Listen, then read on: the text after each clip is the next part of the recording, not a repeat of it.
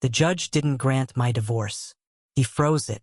I'm sitting in this courtroom right now, 6 months pregnant, watching everything I planned fall apart in real time. My body feels wrong under these lights, too warm, too exposed. The scent suppressants I took this morning aren't holding anymore, and I can feel the fluorescent buzz making everything unstable. Across from me sits Demetrius, my alpha, Mafia heir, perfectly controlled in that charcoal suit like nothing in his world has ever gone sideways. He doesn't know about the pregnancy yet. His eyes haven't dropped below my face. But something else is happening that doesn't make sense. The judge clears his throat. Before we proceed with the dissolution hearing, I need clarification regarding these financial transfers. He taps a page with his index finger. Specifically, the wire transfers executed between March and August of this year. Transfers that appear to bear your signature, Mrs. Abara. My stomach drops. Mrs. Okafor stands immediately. Your Honor, we were not informed that financial records would be under review today. This is a standard dissolution case. It was standard. The compliance officer interrupts. Her voice is flat, bureaucratic. Until we identified irregularities in offshore account activity linked to both parties. Irregularities that suggest potential money laundering through shell corporations registered under the respondent's legal name. Demetrius doesn't move, doesn't blink. But I see it, the faintest tightening at the corner of his jaw. I didn't sign those transfers, but someone made it look like I did. The judge leans forward. Mrs. Abara, can you confirm whether you authorized the movement of funds totaling approximately $18 million through accounts registered to Abara Consolidated Holdings? $18 million. I've never even seen the account statements. My lawyer starts talking. Something about procedural violations, about lack of notice, but the words are blurring together. All I can hear is the compliance officer's voice cutting through the noise. We have digital signatures, timestamps, and IP address logs that place Mrs. Abara as the authorizing party. I look at Demetrius. He's not looking at me anymore. He's looking at the federal officer like he just figured something out. Like the pieces of a puzzle he's been working on for months suddenly clicked into place. And whatever he just realized, it's bad. The judge adjusts his glasses. I'm ordering a temporary freeze on all divorce proceedings pending a full financial audit. Both parties are required to submit to depositions within 14 days. Court is adjourned. The gavel comes down. And I realize, sitting here with my hands pressed against my belly where no one can see, that this was never about the marriage. This was about something much bigger. My family treated my Omega designation like a manufacturing defect. Not weak, exactly, unstable. That was the word they used. My father, Marcus, would say it at dinner parties when colleagues asked why I wasn't bonded yet. Amara's temperament is still stabilizing, he'd explain, like I was a chemical compound that hadn't reached equilibrium. My mother, Celeste, preferred silence. She'd just smile tightly and redirect the conversation to my younger brother's engineering internship or my sister's engagement to a beta attorney with a clean pedigree. No one asked what I wanted. They asked what would fix the problem. The problem became urgent when my father's investment fund collapsed. He'd promised returns he couldn't deliver, leveraged assets he didn't own. And when the auditors started circling, every family in our network suddenly remembered prior commitments. Invitations dried up. Business partnerships dissolved. My mother stopped hosting her monthly charity brunches because no one RSVP'd anymore. I became the solution, not through choice, through calculation. The Abara family didn't choose me for love. They chose me for optics. Demetrius's father, Chaik, needed to demonstrate stability after a rival syndicate questioned his succession planning. An unmated alpha heir approaching 30 raised concerns about judgment, about impulsiveness. A properly bonded alpha with a respectable omega spouse projected control. Reliability. The kind of image that kept business flowing and federal attention elsewhere. The judge isn't looking at us.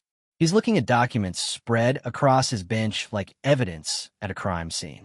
There's a woman in a gray suit standing near the bailiff, federal compliance officer, based on the badge clipped to her belt. I've never seen a federal officer at a private divorce proceeding. My lawyer, Mrs. Okafor, is gripping her pen so tight her knuckles have gone white. She keeps glancing at the compliance officer, then back at the judge, then at the stack of financial records that shouldn't even be here. This was supposed to be simple. File the petition, split the assets, walk away before anyone noticed what I'd actually done. But nothing about this feels simple anymore. Hi viewers, have you ever walked into a situation thinking you had control, only to realize someone else had been pulling strings the entire time? Drop your answer in the comments below. Demetrius shifts in his seat. It's barely a movement, just his shoulder adjusting, his hand sliding an inch across the table. But I've been married to him long enough to know what tension looks like on his body. He's reading the room the same way I am. Something went wrong. Something neither of us expected. I was presented at a private dinner like an apology. 14 people in a restaurant private room that cost more than my college tuition. My parents sat across from Chaik and his council members, negotiating terms like I was a merger agreement. Demetrius sat at the far end of the table, barely speaking, watching me the way you'd watch a stranger at a bus stop, acknowledgement without interest. The pressure of being evaluated by scent is something most people don't understand. It's not attraction. It's assessment. Every alpha in that room was reading my biology like a credit report. Stability markers, stress hormones, fertility indicators. Whether my omega designation was the kind that complemented power structures or disrupted them. I sat there in a dress my mother picked out, hands folded in my lap, trying to keep my scent neutral enough not to offend anyone, while my father signed documents that transfer my legal autonomy to a man I'd never had a private conversation with. 3 months later, I moved into Demetrius's home. I didn't fall in love. I fell into containment.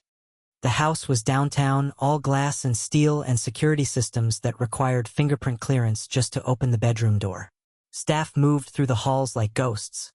Cleaning, cooking, managing schedules, but no one spoke to me unless I asked a direct question. Demetrius worked 16-hour days. Most nights he came home after midnight, ate cold leftovers from the fridge, and disappeared into his office until dawn. We barely saw each other outside of the required public appearances. Charity galas, business dinners, syndicate council meetings where wives sat in designated seating areas and smiled while men made decisions about territory and revenue streams. I learned quickly that being a good Omega wife meant being decorative but not disruptive, present but not participatory. I could attend events, but I couldn't ask questions about the business. I could meet his associates, but I couldn't remember their names too well. I could exist in his world, but I couldn't touch it. I started feeling erased. Not cruelly, not violently, just slowly, like ink fading from a page. My opinions didn't matter because I wasn't supposed to have opinions about things that didn't concern me. My schedule didn't matter because I didn't have obligations that couldn't be rearranged. My autonomy didn't matter because the marriage contract had already decided what my life would look like for the foreseeable future. Demetrius wasn't cruel. That's the strange part. He wasn't cold or dismissive in the obvious ways. He was just absent. And when he was present, he was careful. Too careful. Like he was handling something fragile that might break if he applied too much pressure. The first night we were alone in the house, after the wedding guests left and the staff cleared the reception debris, I stood in the bedroom waiting for something to happen. Waiting for the moment everyone had warned me about. The claiming, the bonding, the biological inevitability of an alpha and omega alone together for the first time. He didn't touch me. He stood by the window, still in his wedding suit, looking out at the city lights like he was searching for an exit he couldn't find. Then he said quietly, almost too quiet to hear, "You don't belong in this." I didn't know what he meant. I didn't ask. But I heard the tone. That wasn't cruelty. That was warning. 3 months into the marriage, the first scandal broke. A financial news outlet published an investigative report alleging that Abara Consolidated Holdings had routed funds through offshore accounts linked to sanctioned entities. The article named shell corporations I'd never heard of, cited transfer records I'd never seen, and buried in the third paragraph, almost like an afterthought, was my name. Amara Abara, listed as a registered agent for 3 separate LLCs incorporated in Delaware. I found out the same way everyone else did, by reading it online. The emails were in a folder I didn't know existed. I found them 2 days after the article dropped, while Demetrius was in an emergency meeting with his legal team, and I was alone in the house trying to figure out how my name had ended up on corporate documents I'd never signed. The household laptop was supposed to be for staff scheduling and grocery orders, but there was a password-protected business directory buried in the system files. The password was my birthday. I don't know why I tried it. Desperation, maybe, or anger, but it worked. Inside were internal communications dating back 9 months. Threads between Demetrius's CFO, his compliance director, and someone named Tobias Kruma who I'd never met. The subject lines were coded. Q2 structural adjustments, offshore optimization phase 2. But the content was clear enough. They were discussing money transfers, large ones, routed through accounts that required authorized signatory approval. Accounts opened in my legal name. I scrolled through months of correspondence, my hands shaking so badly I kept losing my grip on the mouse. There were references to the Omega's signature, to legal cover, to utilizing spousal infrastructure for compartmentalization. One email from Tobias to the CFO said, "As long as her designation is on file with the state registry, we have plausible deniability if the structure gets flagged. She's not involved in operations, so she can't be held liable for strategic decisions." I wasn't collateral. I was infrastructure. The door opened downstairs. I closed the laptop so fast I almost cracked the screen. Footsteps in the hallway. Demetrius, back earlier than expected. I shoved the laptop under a couch cushion and stood up, trying to look like I'd just been reading or staring out the window or doing any of the harmless things good Omega wives did while their alpha husbands handled crisis management. He came into the room looking exhausted. Tie loosened, jacket slung over one arm, the kind of tired that goes bone deep. He glanced at me, then away, like making eye contact required energy he didn't have. "The lawyers are handling it," he said. "Not to me. Just into the space between us. It's going to take a few weeks to sort through the allegations, but they think they can trace the discrepancies back to external interference. Probably a rival trying to destabilize our regulatory standing." I didn't ask which rival. I didn't ask what interference meant. I asked the only question that mattered. "Did you put my name on those accounts?" He stopped moving, looked at me properly for the first time in days. His expression didn't change, but something shifted behind his eyes. Calculation, assessment, the same look he'd given me at that first dinner when his father was negotiating terms. "No," he said. "Then who did?" "I don't know yet." That should have been reassuring. It wasn't, because the way he said it, flat, careful, like he was picking each word for legal safety, made it sound like a prepared statement, like something his lawyers told him to say if I asked. He left the room without elaborating. Over the next 2 weeks, things got worse. Not explosively, gradually, like ice cracking under weight. Demetrius started distancing himself publicly. At the Syndicate Council dinner, he sat 3 seats away instead of beside me. At the charity auction, he spent the entire evening in conversations with other alphas while I stood near the bar pretending to care about the silent auction items. No affection at events. No shared appearances unless absolutely required. No explanations. People noticed. I could see it in the way other Omegas looked at me. That particular mix of pity and curiosity that meant they were already speculating about what I'd done wrong. The betas were more direct. One of them, Nia, cornered me in the bathroom at a fundraiser and asked point blank if we were separating. "I'm not supposed to say anything," she whispered, glancing at the door like someone might overhear. "But there are rumors about financial investigations, about your family's old debts. People are saying Demetrius is trying to create distance before the legal issues get worse." I told her I didn't know what she was talking about. She gave me a look that said she didn't believe me but wasn't going to push. Then she left, and I stood there staring at my reflection in the bathroom mirror, trying to figure out when I'd become someone people whispered about instead of someone people actually talked to. 3 nights later, I was in bed pretending to sleep when I heard voices downstairs. Demetrius and at least 2 other men, speaking low enough that I couldn't make out full sentences. Just fragments, enough to know they were arguing. I got up, moved to the hallway, pressed myself against the wall where the staircase curved and sound carried better. Not through him, Demetrius's voice, sharp with frustration. I told you from the beginning, route it through alternate channels. He's too exposed right now. He signed the authorization, a different voice, older, Chike maybe, or one of the senior council members. That makes him liable regardless of routing. He didn't sign anything. Then explain the digital certification. Silence. Then Demetrius again, quieter. Someone forged it, same way they forged hers. My heart stopped. They responded, I couldn't hear the exact words, but the tone was dismissive. Whatever Demetrius was trying to argue, they weren't buying it. The conversation ended shortly after. Doors closing, engines starting outside. Then nothing but the hum of the air system and my own pulse hammering in my ears. I went back to bed. Didn't sleep. The next morning, I started looking for documentation. Real documentation. Not just emails, but transaction records, incorporation filings, anything that would prove my signature had been used without authorization. It took 4 days of searching while Demetrius was at the office, but I finally found it. A scanned PDF buried in a folder labeled Estate Planning 2023. My signature on a document authorizing the transfer of operational control for 3 subsidiary accounts under Abara Consolidated Holdings. Dated 6 months before I'd even met Demetrius. I stared at the screen until my vision blurred. Someone had forged my digital signature before I was part of this family, which meant this wasn't opportunistic. This was planned. Months in advance. Maybe longer.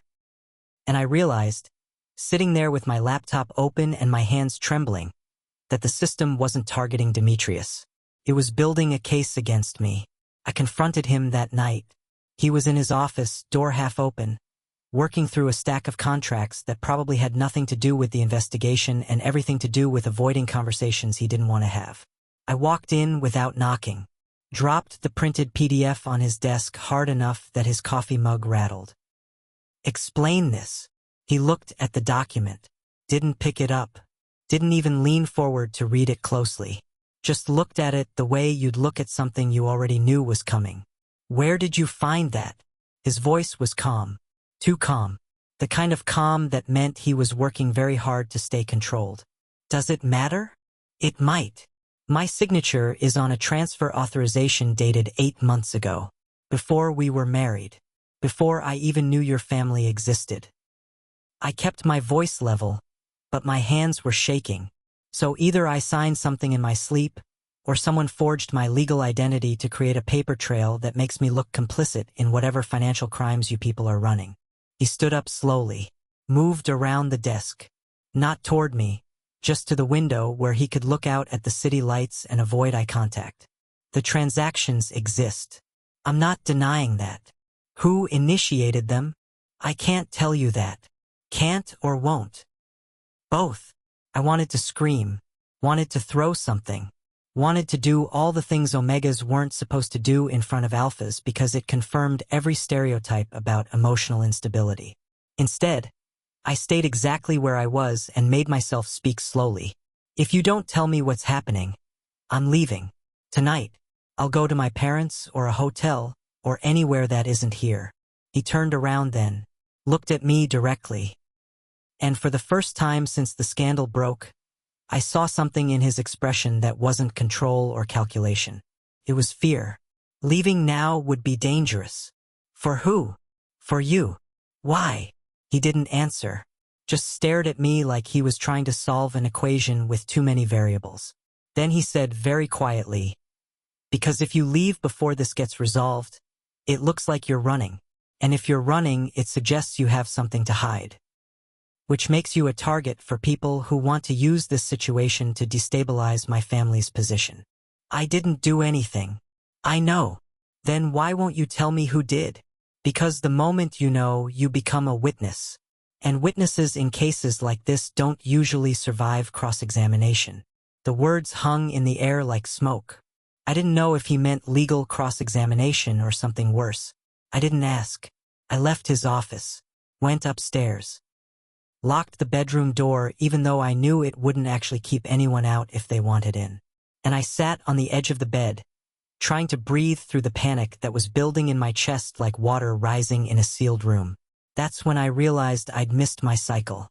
Not by a day or two, by weeks.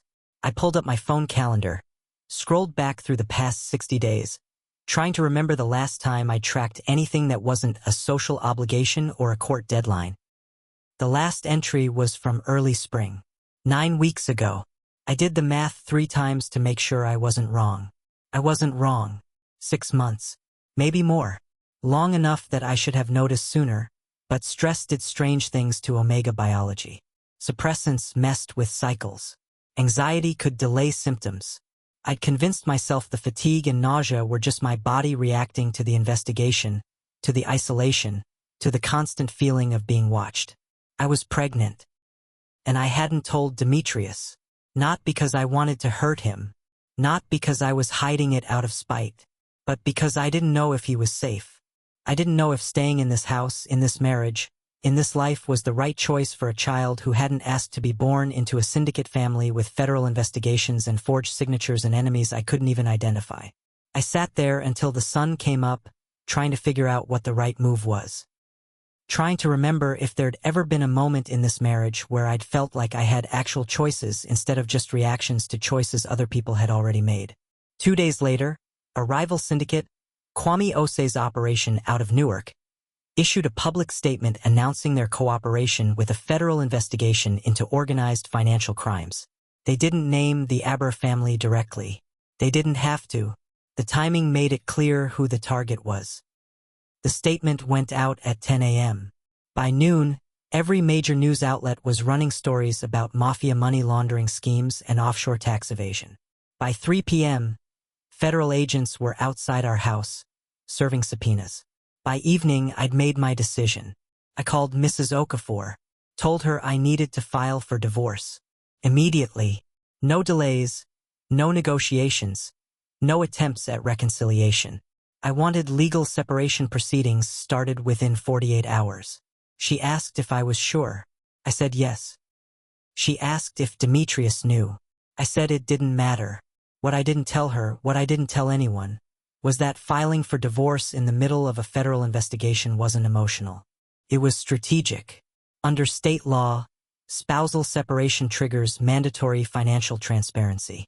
All jointly held accounts, all shared assets, all corporate structures with both names attached. Everything gets disclosed in the discovery process. I wasn't leaving because I was scared.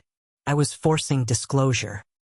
Because if someone had used my name to build a criminal infrastructure, I needed to know exactly how deep that infrastructure went. And the only way to get that information legally was to trigger a financial audit through divorce proceedings. The pregnancy made every decision heavier. Stress was already affecting my scent regulation. I could feel the hormonal shifts making me more reactive, more sensitive to environmental instability. The world reduced that to fragility. Omega biology under duress. Proof that we couldn't handle high-stakes situations without breaking down.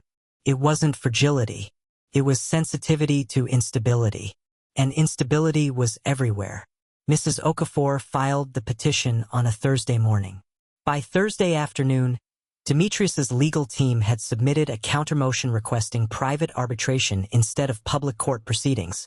They cited privacy concerns, reputational protection, the need to keep sensitive family business out of the public record. They didn't want discovery, which meant discovery was exactly what I needed. Mrs. Okafor called me that evening. They're trying to block the divorce. They want to keep everything sealed under private arbitration, which means no financial disclosure requirements.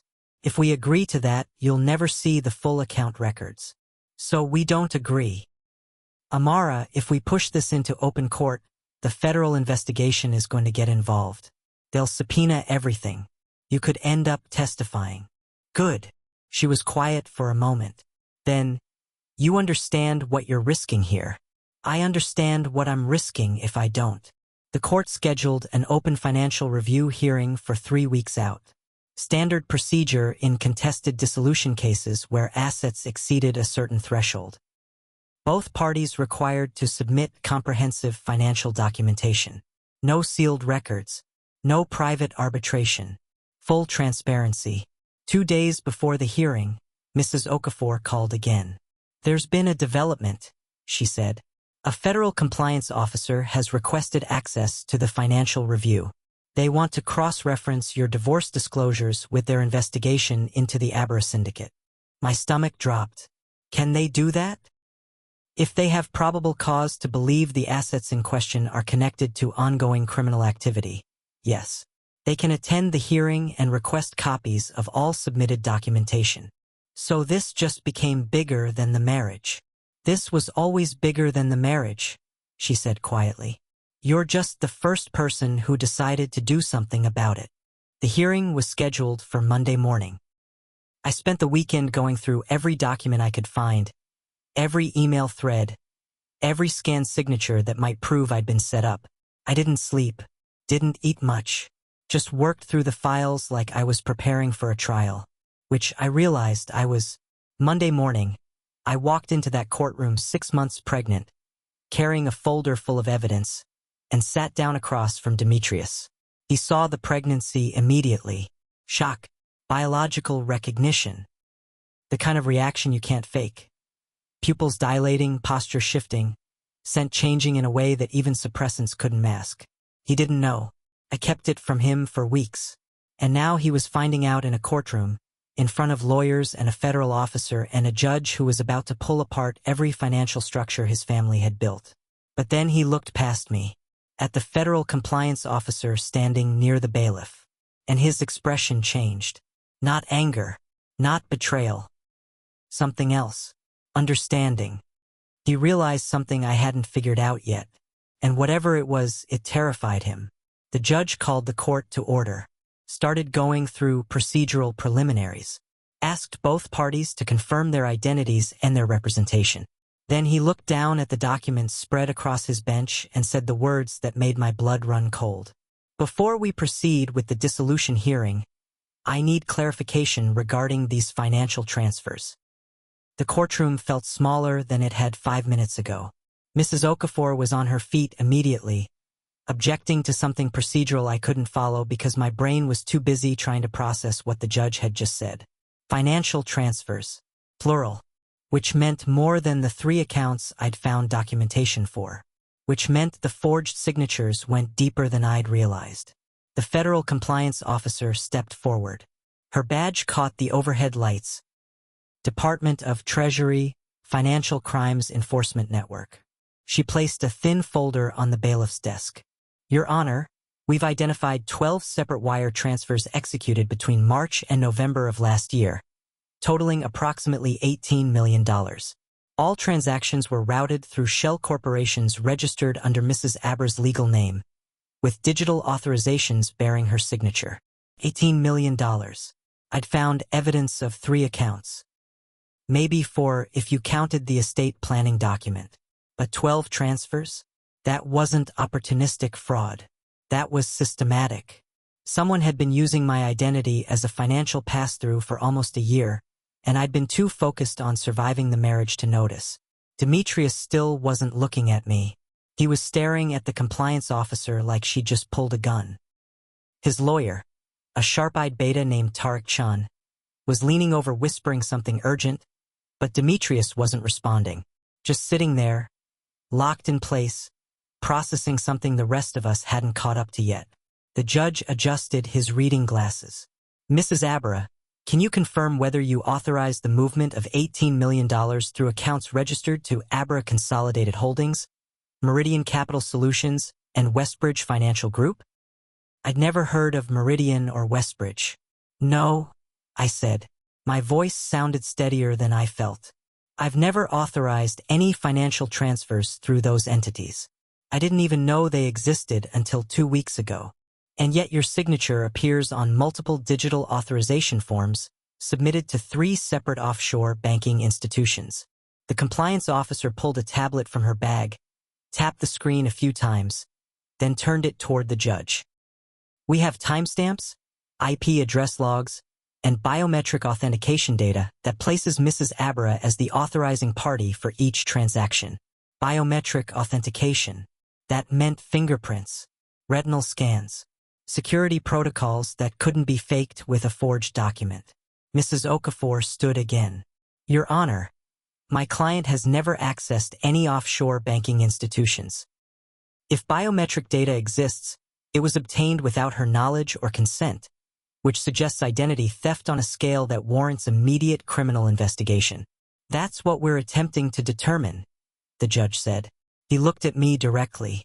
Mrs. Abara, have you ever provided biometric data to any financial institution for account authorization purposes? No. Have you ever signed documents granting power of attorney to anyone in your husband's organization? No. Have you ever been asked to authenticate your identity through fingerprint or retinal scanning for business purposes? I started to say no, then stopped, because I had. 6 months after the wedding, Demetrius's security team updated the house access protocols. New fingerprint scanners on every entrance. Retinal recognition for the office wing. They told me it was standard syndicate security, protection against rivals, corporate espionage, the usual justifications for invasive monitoring. I'd stood in the hallway while a technician scanned my eyes and pressed my fingers against a digital reader, and I'd thought nothing of it because everyone in the house had to do the same thing. The house security system, I said slowly. When they upgraded the protocols, they took biometric scans from everyone on the household registry. The compliance officer's expression didn't change, but something shifted in her posture. Interest, confirmation. And who managed that security upgrade? I looked at Demetrius. He was already looking at me, and I saw it then, the same realization hitting both of us at the same time. The compliance director, Demetrius said. His voice was quiet but clear. Tobias Kruma. He coordinated the security overhaul. He had access to all household biometric data. Tarek Chun leaned over again, whispering something sharp, but Demetrius ignored him. He turned to the judge. Your Honor, I'd like to submit a formal statement. Tobias Kruma was installed as our compliance director 14 months ago under the recommendation of Kwame Ose's syndicate. At the time, it was framed as a partnership initiative, shared regulatory oversight to prevent interfamily conflicts. But if he had access to my wife's biometric data, he could have used it to authenticate transactions without her knowledge. The room went completely still. The judge leaned back in his chair. Mr. Abara, are you suggesting that a member of your own organization used your wife's identity to commit financial crimes? I'm suggesting that someone embedded in my organization by a rival syndicate used my wife's identity to create a paper trail that would implicate both of us if an investigation was triggered. Demetrius's tone was flat, factual, no emotion, just information, which is exactly what happened. The compliance officer tapped something into her tablet. We'll need to verify Mr. Kruma's access logs. If what you're saying is accurate, this moves from fraud to organized racketeering. Mrs. Okafor was writing notes so fast her hand was blurring. She looked up at the judge. Your Honor, if my client's identity was stolen through a coordinated scheme involving multiple parties, she should be treated as a victim, not a suspect. I'm requesting that all charges or implications of wrongdoing be removed from the record pending further investigation. There are no charges, the judge said.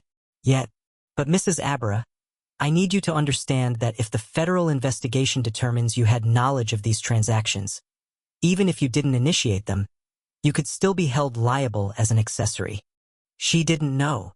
Demetrius's voice cut through the courtroom like a blade. I kept her out of the business specifically to prevent this kind of exposure. She wasn't informed because I didn't want her implicated if something went wrong. That's very noble, the compliance officer said. Her tone suggested it was anything but protecting someone from knowledge doesn't protect them from liability, especially when their legal signature is on a dozen high-value transfers. Tarek Chin finally spoke.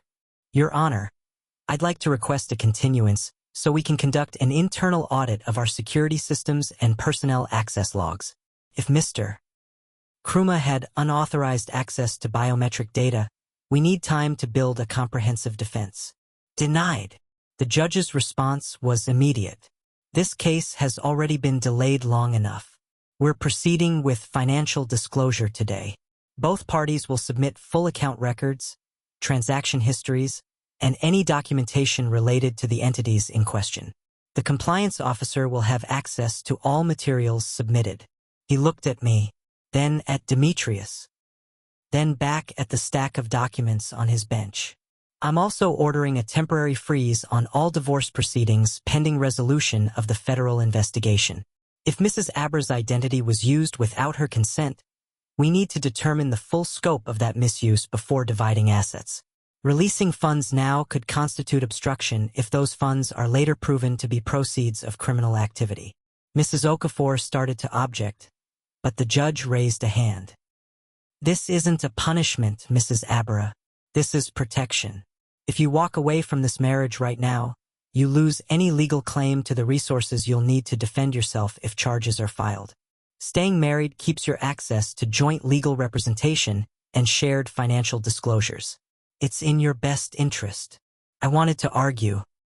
Wanted to stand up and explain that staying in this marriage felt like being trapped in a burning building because someone decided the fire escape was too dangerous. But the judge wasn't wrong. If I divorced Demetrius now, I'd be fighting the federal government alone, with no access to the legal team or financial records I needed to prove my innocence. How long? I asked. Until the investigation concludes. Could be weeks. Could be months. Months. I was 6 months pregnant. I'd filed for divorce to force transparency, and now I was being legally required to stay married until the government finished tearing apart my life. Demetrius was still staring at the compliance officer. Then he turned, finally, and looked at me directly. Not at my face, at my stomach, at the curve of pregnancy that I hadn't been able to hide anymore. His expression cracked. Just for a second. Shock, yes, but something else underneath, grief, maybe, or regret. The kind of emotion you can't fake even if you're trained to hide everything. He hadn't known. And now he was finding out in the worst possible way. The judge started talking about next steps. Deposition schedules. Document submission deadlines. Legal protocols I barely heard because I was too focused on keeping my breathing steady and my scent controlled and my body from shaking apart in front of everyone. The gavel came down. Court adjourned. Mrs. Okafor packed her files. The compliance officer left through a side door. The bailiff started ushering people out. And I sat there, 6 months pregnant, legally frozen in a marriage I tried to escape, staring at financial records that proved I'd been used as infrastructure for a crime I didn't commit. Demetrius stood up slowly, looked at me one more time, then walked out without saying a word. The hallway outside the courtroom smelled like floor polish and anxiety. I stood against the wall, one hand pressed to my lower back where the pregnancy weight was starting to pull, watching lawyers and clerks move past like I was invisible. Mrs. Okafor was 20 feet away, arguing with someone on her phone about deposition schedules. Demetrius had disappeared the moment the judge dismissed us. No goodbye, no explanation, just gone. I felt the baby move. Not a kick exactly. More like a roll, a shift of weight that reminded me I wasn't alone in this even if it felt like I was. Mrs. Abara. The compliance officer appeared beside me without warning. Up close, she looked younger than I'd thought. Maybe 35 with sharp eyes and the kind of posture that came from years of dealing with people who lied for a living. I need to ask you something off the record. I thought federal officers didn't do anything off the record. They don't. But I'm asking anyway. She glanced down the hallway, making sure no one was in earshot. Did your husband ever discuss business operations with you? Financial structures, offshore accounts? Anything that might have seemed unusual? He didn't discuss business with me at all. That was the point. The point of what? Of marrying me. The words came out sharper than I intended. I wasn't supposed to know anything. I was supposed to be decorative and compliant and far enough removed from actual operations that if something went wrong, I could claim ignorance. Which is exactly what's happening right now, except apparently my ignorance doesn't actually protect me from anything. She studied my face like she was reading a contract. You understand that if we find evidence you were aware of the money laundering scheme, cooperation now could reduce potential charges later. I wasn't aware. I told you that in court. People say a lot of things in court. Then why are you asking me out here? She hesitated, then pulled out her phone, tapped the screen a few times, and turned it toward me. It was a photo of a document, an incorporation filing for something called Meridian Capital Solutions. My name was listed as the registered agent. My signature at the bottom, notarized and dated 8 months before I'd even met Demetrius. That's not my signature, I said immediately. The notary certified it. Then the notary lied. She pulled the phone back, studied the image herself. The notary in question is a woman named Patricia Ease. She's worked for the Abara family's legal department for 6 years. Never had a single complaint or disciplinary action. No reason to falsify documents. Except money, or threats, or whatever else people use to make other people do things they wouldn't normally do. The compliance officer didn't respond to that.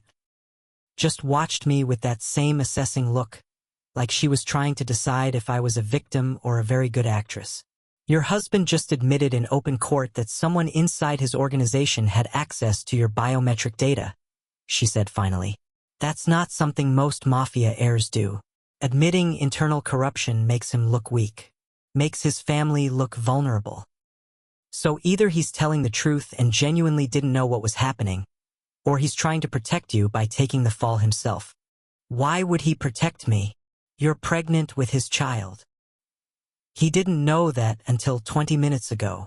Maybe not consciously, but biology doesn't lie. He would have sensed the hormonal changes even if he didn't understand what they meant. She tilted her head slightly. Alphas can detect pregnancy in their bonded omegas long before it's visible. Scent markers change. Behavioral patterns shift. If he's been keeping his distance, it might have been because he knew something was different and didn't know how to handle it. I hadn't thought about that. Hadn't considered that the distance I'd interpreted as rejection might have been confusion, or fear, or some alpha biological response to a pregnancy he hadn't consciously registered yet. What do you want from me? I asked. The truth. All of it. Not what your lawyer coached you to say, not what you think will keep you out of trouble. The actual truth about what happened in that marriage. I looked at her for a long moment, tried to figure out if she was asking because she genuinely wanted to help or because she was building a case. Probably both. Federal officers didn't operate on altruism. The truth is I don't know what happened, I said finally. I thought I was marrying into a crime family. I thought the worst thing I'd have to deal with was moral compromise and social isolation. I didn't think I'd end up as a shell corporation. I didn't think my identity would be worth more than my presence. And I definitely didn't think I'd file for divorce only to discover that leaving was more dangerous than staying. Do you believe your husband when he says he didn't know about the fraud? I don't know. He's good at controlling his reactions. He's good at saying exactly enough to sound honest without actually revealing anything useful. I've been married to him for over a year and I still can't tell when he's lying. That must be difficult. It's survival. She nodded slowly, like she understood something I hadn't said out loud. Then she handed me a business card. Plain white, just her name and a phone number. No agency logo, no official seal. If you remember anything at all that seems relevant, call me directly. Not your lawyer. Not your husband. Me. Why? Because right now, you're the only person in this situation who doesn't benefit from keeping secrets. Your husband benefits. His family benefits. Even Kwame Ose benefits because destabilizing the Abara strengthens his position. But you're just trying not to drown. Which means you're the only one I might actually be able to trust. She left before I could respond. Mrs. Okafor appeared a moment later, still holding her phone, looking frazzled. The judge wants full financial disclosure by Friday. That gives us 4 days to compile every bank statement, every transaction record, every piece of documentation that proves you weren't involved in the money laundering. We need to move fast. What if we can't prove it? Then you'll probably be indicted alongside your husband. She said it matter-of-factly, like she was discussing the weather. Federal prosecutors don't like leaving loose ends. If they can't definitively prove you're innocent, they'll charge you anyway and let a jury sort it out. That's how these cases work. So I could go to prison for something I didn't do. Yes. The word hung between us like a sentencing. I need to go home, I said. Not because I wanted to, because I didn't know where else to go. Mrs. Okafor drove me back to the house. We didn't talk during the drive. She kept glancing at my stomach like she wanted to say something about the pregnancy, but didn't know how to phrase it in a way that wasn't invasive. I stared out the window, watching the city slide past, thinking about biometric scans and forged signatures and how easy it was to erase someone legally before you erase them physically. The house looked the same as always. Glass and steel and security cameras. I used my fingerprint to unlock the front door, the same fingerprint that someone had apparently used to authorize $18 million in fraudulent transfers, and stepped inside. Demetrius was in the living room, not sitting, not pacing, just standing by the window with his hands in his pockets, staring out at nothing. He didn't turn around when I came in. "You should have told me," he said. "About the pregnancy? About everything. The documents you found. The forged signatures. The fact that you were planning to file for divorce." He turned then, finally looked at me. "I could have helped. You wouldn't even tell me who authorized the transfers. Because telling you made you a target. I was already a target. Someone used my name to commit federal crimes. That made me a target the moment they forged my signature, whether I knew about it or not." He didn't have a response to that. Just stood there looking exhausted and angry and something else I couldn't identify. Guilt, maybe. Or the alpha biological response to discovering his omega was pregnant, and he'd missed 6 months of it because he'd been too busy protecting her from knowledge she needed. "How long have you known?" he asked. "About the pregnancy? A few weeks. About the fraud? Longer. And you didn't think I deserved to know either thing? I didn't know if you were safe." The words came out harder than I meant them to. "You kept saying leaving would be dangerous, but you wouldn't explain why. You kept telling me not to ask questions, but wouldn't give me answers to the ones I'd already figured out on my own. How was I supposed to trust you when you wouldn't even trust me enough to tell me the truth? I was trying to protect you. By keeping me ignorant? By keeping you separate. There's a difference. Not to me." We stared at each other across the living room. The space between us felt like miles even though it was maybe 10 feet. The baby shifted again. A small movement that reminded me we weren't just arguing about the past. We were arguing about the future. About whether this child would grow up with 2 parents who trusted each other or 2 parents who'd been legally bound together by a judge who thought staying married was safer than divorce. "I need to know something," I said. "And I need you to answer honestly." "What? Did you know Tobias Kruma was stealing my biometric data?" "No." "Did you suspect him?" Demetrius hesitated. That was answer enough. "I suspected someone inside the organization was leaking information to Kwame Osei. I didn't know it was Tobias specifically, and I didn't know they were using your identity to do it." "But you suspected." "Yes. And you didn't tell me.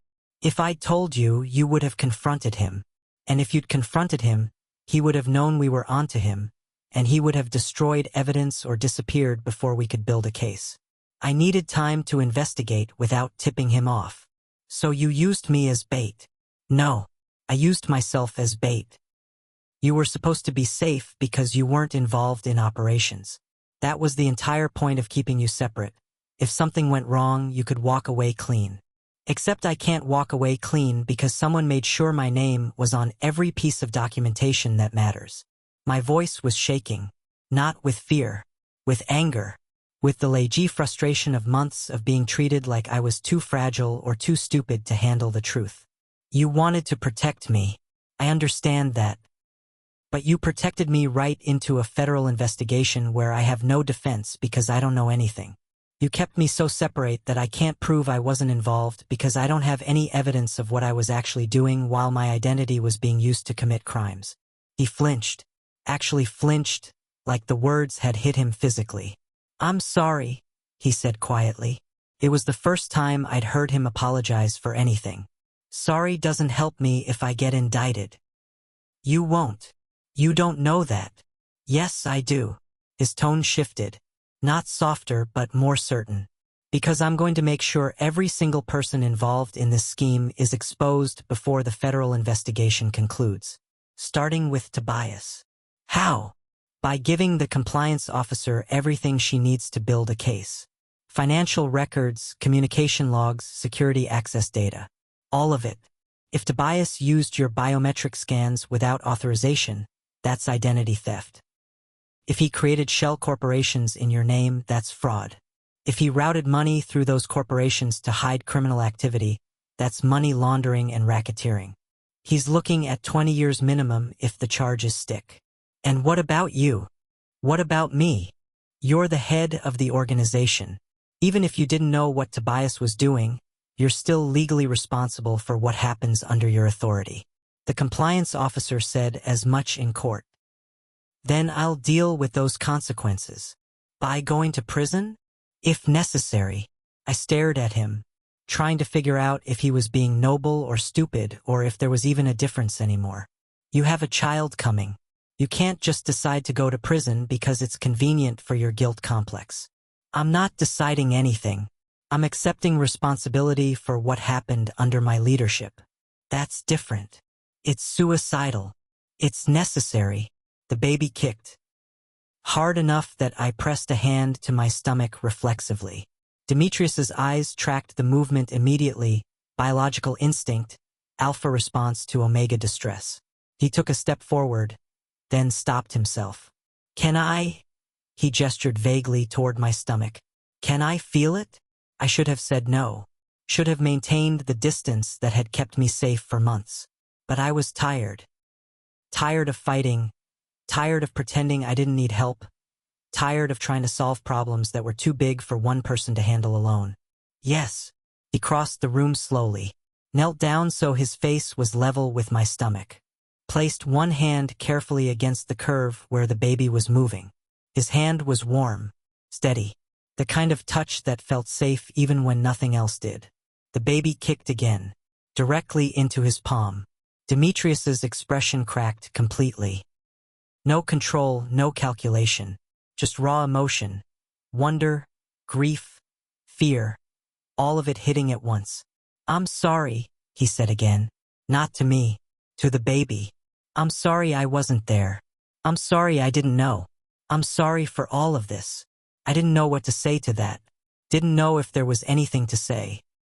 So I just stood there, his hand on my stomach, and let him feel the life we created together in a marriage that had started as a business arrangement and turned into something neither of us knew how to define. "I'm going to fix this," he said, still talking to my stomach, not to me. "I don't know how yet, but I'm going to fix it. You're not going to grow up with a mother in prison because I failed to protect her. I promise." It was a promise he might not be able to keep. But it was the first honest thing he'd said to me in months. He stood up slowly, looked at me directly. "I need you to do something." "What?" "I need you to stop trusting me." I blinked. "What?" "Everyone assumes you're loyal to me because you're my bonded Omega. The compliance officer, the judge, even Mrs. Okafor, they all think you'll protect me because that's what Omegas do for their alphas. But if you act like you don't trust me, if you distance yourself publicly, it makes you look less complicit. It creates reasonable doubt. You want me to pretend I think you're guilty. I want you to genuinely consider the possibility that I might be. Because honestly, Amara, you should. You don't actually know what I've done or haven't done. You don't know how deep my involvement goes. And until this investigation is over, you shouldn't trust anyone, including me." He left the room before I could respond. I stood there alone, one hand still pressed to my stomach, trying to figure out if that conversation had been genuine or strategic, trying to decide if he'd just given me good advice or if he'd manipulated me into creating distance that served his interests rather than mine. The compliance officer was right. I still couldn't tell when he was lying. And that was the most dangerous thing of all. The financial disclosure deadline was Friday at 5 p.m. It was Tuesday afternoon, which gave Mrs. Okafor and her team 72 hours to compile documentation that proved I hadn't spent the past year orchestrating an $18 million money laundering scheme. They'd set up a temporary office in one of the conference rooms at her firm, 3 paralegals, 2 junior associates, and 1 forensic accountant, all working through boxes of records that had been delivered from Demetrius's business office that morning. I sat at the far end of the table watching them work, feeling useless. Every time I tried to help, offered to sort documents, cross-reference dates, anything, Mrs. Okafor gently redirected me back to my chair. "You're the client," she kept saying. "Your job is to answer questions, not work the case." But I didn't have answers. That was the problem. The forensic accountant, a sharp-eyed beta woman named Dr. Iman Kowalski, kept asking me things I should have known. Did I recognize this account number? Had I ever received statements from this bank? Had I authorized any wire transfers to offshore holdings? No. Every answer made me look either complicit or incompetent. Either I'd known about the fraud and was lying now, or I'd been so detached from my own financial identity that someone had stolen it without me noticing. Neither option looked good in court. Dr. Kowalski pulled up another document on her laptop. "This is an incorporation filing for Westbridge Financial Group. It lists you as the registered agent and primary signatory. Do you have any recollection of signing this?" I looked at the document. My signature at the bottom, clean and confident. Notarized by Patricia Ease, the same woman who'd notarized the Meridian filing. I've never seen that document before. The notarization is dated June 14th of last year. Can you tell me where you were that day? I pulled out my phone, scrolled back through my calendar. June 14th, almost 18 months ago. I was at a charity luncheon, the Junior League fundraiser at the Grandview Hotel. I was there from 11 a.m. until 3 p.m., and then I had a dress fitting for the syndicate gala that evening. Can anyone verify that? At least 50 people saw me at the luncheon, and the dress shop keeps appointment records. Dr. Kowalski made a note. If we can prove you were physically somewhere else when the notarization occurred, that establishes the signature was forged. But we'll need more than your word. We need documentation, receipts, photos, social media posts, anything time-stamped that places you at the luncheon. One of the paralegals started searching through social media archives. Within 20 minutes, she'd found 3 photos posted by other attendees that showed me clearly in the background, all time-stamped between 12:30 and 2:15 p.m. That helps, Dr. Kowalski said. But notarizations don't have exact timestamps, just dates. Patricia Ease could claim she notarized your signature earlier that morning or later that evening. Then we need to prove Patricia Ease never met with Amara at all on June 14th, Mrs. Okafor said. She turned to me. Do you have any record of meeting with Patricia Ease? Ever? I thought back through a year and a half of syndicate events, business dinners, legal meetings. I don't think I've ever even spoken to her. Demetrius's legal team handled everything. I wasn't involved in any of the corporate structuring, which is exactly what makes you useful as a shell identity, Dr. Kowalski muttered. If you're not involved in operations, you can't testify about what actually happened. And if you can't testify, you can't contradict whatever story gets built around your signature. She pulled up another screen. Here's where it gets worse. The biometric authentication data the compliance officer mentioned? It's real. Someone used your fingerprints and retinal scans to authorize transactions at 3 separate offshore banks, all within a 6-month window. If we can't prove those scans were obtained without your consent, it doesn't matter whether you remember signing documents. The banks have proof you were physically present for authentication. I was never physically present. I've never even been to the Cayman Islands. Then how did they get your biometric data? The house security system. Demetrius said Tobias Kruma coordinated the upgrade.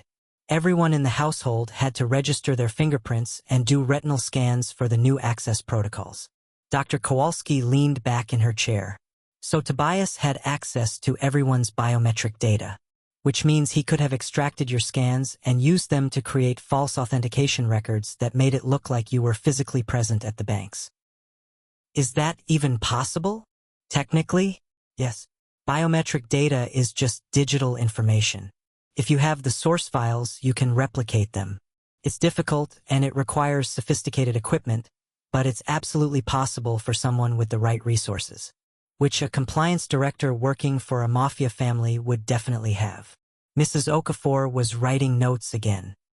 So our defense is that Tobias Kruma, acting on behalf of Kwame Ose's syndicate, stole Amara's biometric data during a routine security upgrade and used it to create false authentication records that made it appear she was authorizing illegal financial transactions. Is that accurate? That's the theory, Dr. Kowalski said. But we need proof. We need access to the security system installation records, the biometric storage files, and Tobias's personal access logs. If we can show he extracted Amara's data and that data was subsequently used at offshore banks, we can establish a clear chain of custody that proves fraud. Demetrius said he'd provide everything, I said. All the security records, all the access logs. He said he was cooperating fully with the investigation. That's helpful, Mrs. Okafor said carefully. But it also raises questions. What kind of questions? Why is he cooperating? Most Mafia heirs in his position would lawyer up, refuse to provide internal documents, and claim executive privilege to avoid incriminating themselves. But Demetrius is voluntarily handing over evidence that could implicate him in criminal activity. That suggests either he's genuinely innocent and wants to prove it, or he's trying to control the narrative by giving investigators what he wants them to see. You think he's manipulating the investigation? I think he's a very smart man who understands how federal cases work. And smart men don't usually give prosecutors ammunition unless they're confident that ammunition will be aimed at someone else. One of the junior associates looked up from her laptop. I found something. Tobias Kruma's employment records show he was hired by Abara Consolidated Holdings 14 months ago, but before that he worked as a financial compliance officer for Ose Enterprises. That's Kwame Ose's primary business front. He left Ose's organization and joined the Abaras 3 months later. So he was a plant, Dr. Kowalski said. Kwame Ose sent him in to gather intelligence and create vulnerabilities they could exploit later. That's corporate espionage, the junior associate said. And if he used his position to commit fraud, that's racketeering. Mrs. Okafor nodded slowly. This is starting to look less like an isolated financial crime and more like a coordinated attack on the Abara family's business structure. If we can prove Tobias was acting on Ose's orders, it changes the entire case. Amara goes from suspect to victim, and the federal investigation shifts, focus to inter-syndicate conflict, which still doesn't explain why Demetrius kept Amara in the dark, Dr. Kowalski said. She looked at me directly. If he suspected Tobias was a plant, why didn't he tell you? Why let you walk around oblivious while someone was stealing your identity? He said it was to protect me, that if I knew too much, I'd become a target. That's a convenient excuse. It's also exactly what a guilty person would say to justify keeping their spouse uninformed. I didn't respond to that. Couldn't, because she was right. Everything Demetrius had done could be interpreted as either protection or manipulation, and I still didn't know which one was true. My phone buzzed. A text from Demetrius. Need to talk. Alone. Not at the house. I showed the message to Mrs. Okafor. She frowned. Don't meet him without your lawyer present. He's still my husband. He's also a potential co-defendant. Anything he tells you could be used to incriminate both of you if it contradicts what he tells investigators. You need a witness. Then come with me. She hesitated, then nodded. Fine, but I'm recording the conversation. And if he says anything that sounds like he's trying to coach you on testimony, we're leaving immediately. We met at a coffee shop 3 blocks from Mrs. Okafor's office. Neutral territory, public enough that nothing overtly criminal could happen, private enough that we could talk without being overheard.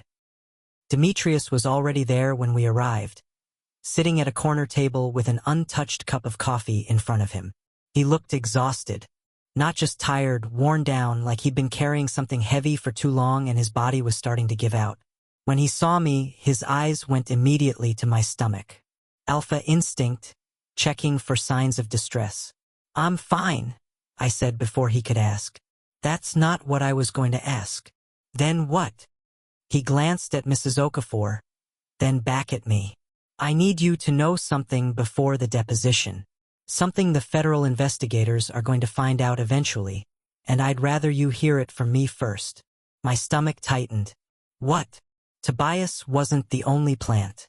There were 3 others, all placed in key positions over the past 2 years, all feeding information back to Kwame Ose's operation. Mrs. Okafor leaned forward. You knew about this? I suspected.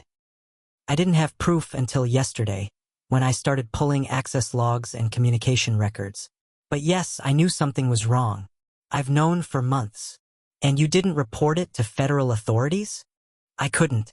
If I'd reported internal corruption without proof, Ose would have known we were onto him, and he would have destroyed evidence or eliminated the plants before we could trace the connection back to him. I needed time to build a case that would hold up in court. So you let them continue committing crimes while you investigated? Yes. Mrs. Okafor's expression hardened. That makes you complicit. If you knew criminal activity was occurring and you didn't report it, you're guilty of obstruction at minimum. Possibly conspiracy, depending on what the plants were doing. I know. That's why I'm telling you now. So Amara understands what kind of legal exposure I'm facing. I looked at him across the table.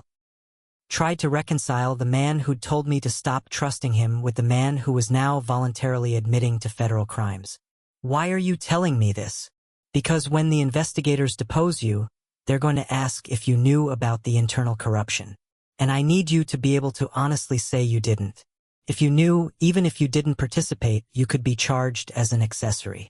But if you genuinely didn't know, you're protected. This is a setup, Mrs. Okafor said flatly. You're creating a record of disclosure so that later, if you need to, you can claim you warned her and she chose to stay anyway. That makes her look complicit by association. No. I'm creating a record that proves I kept her deliberately uninformed to protect her from liability. Which is the truth. Convenient truth. But still truth. They stared at each other across the table. Alpha and Beta, both trying to outmaneuver the other, both convinced they were protecting me. Neither of them asking what I actually wanted. Stop, I said. My voice came out harder than I intended. Both of them turned to look at me. Both of you, stop treating me like I'm a chess piece you're moving around the board. I'm not a strategy. I'm a person, and I'm capable of making my own decisions about what I do or don't need to know. Amara, Mrs. Okafor started. No. You keep telling me my job is to answer questions, but no one's asking me the right questions. Everyone's trying to figure out what I knew and when I knew it, but no one's asking what I'm going to do now that I actually do know. Demetrius leaned forward slightly. What are you going to do? I'm going to testify, honestly, about everything. About the forged signatures, about the biometric theft, about the fact that you kept me deliberately separate from operations. I'm going to tell the investigators exactly what happened from my perspective, and then I'm going to let them decide whether that makes me a victim or a suspect. That's incredibly risky, Mrs. Okafor said. Everything about this situation is risky. Staying silent is risky. Cooperating is risky. Running is risky. There is no safe choice. So I'm going to make the choice that lets me look at myself in the mirror afterward. Demetrius didn't say anything. Just watched me with an expression I couldn't quite read. Not pride exactly, but something close to respect. There's one more thing, he said quietly. The compliance officer, Agent McKenna Wright, she's not just investigating the money laundering. She's building a RICO case. Racketeer-influenced and corrupt organizations. If she can prove the Abara and Ose families have been engaged in an ongoing criminal enterprise, she can dismantle both operations completely. Seize all assets, arrest everyone involved, turn this into the biggest syndicate takedown in a decade. And you're helping her do that. Yes. Why? Because I'm tired. He said it simply, like it was the most obvious thing in the world. I'm tired of pretending this life is sustainable. I'm tired of managing corruption and trying to keep the criminal parts separate from the legitimate parts and lying to the people I'm supposed to protect.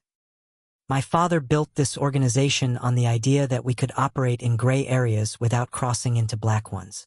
But it doesn't work. It's never worked. And now we have a child coming.